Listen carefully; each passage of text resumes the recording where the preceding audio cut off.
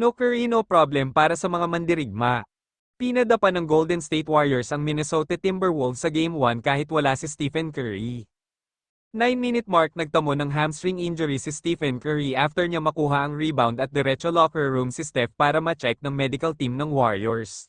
Dahil sa pagkawala ni Curry, si Jimmy Butler at Buddy Hield ang sinandala ni Coach Steve Kerr. Nagtala ng 24 points at 8 rebounds si Buddy Hield, 20 points at 11 rebounds naman si Butler. All-around performance ang ibinigay ni Draymond Green sa loob ng laro at sa kanya kumukuha ng energy ang kanyang mga kakampi.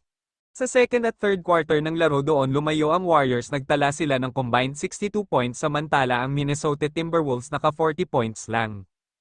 Sinubukan habulin ng Minnesota Timberwolves ang Warriors sa fourth quarter subalit masyado ng malaki ang lamang at sa huli panalo ang Golden State Warriors na kahit walang Stephen Curry. 99-88 ang final score na sayang 23 points at 14 rebounds si Anthony Edwards subalit malamig ang performance nila Julius Randle at Jalen McDaniels.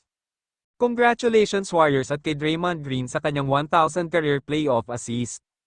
Sa tingin nyo mga boss, Warriors in 4 ba ang series na ito o mababaliktad ng Wolves ang takbo ng serye kung matatagalan ang pagkawala ni Stephen Curry? Kung may komento kayo mga boss, ilagay lang sa ibaba at ating babasahin yan. Salamat sa suporta at huwag sanang kalimutan mag-like, follow at share ng mga videos ko. Ingat palagi at God bless.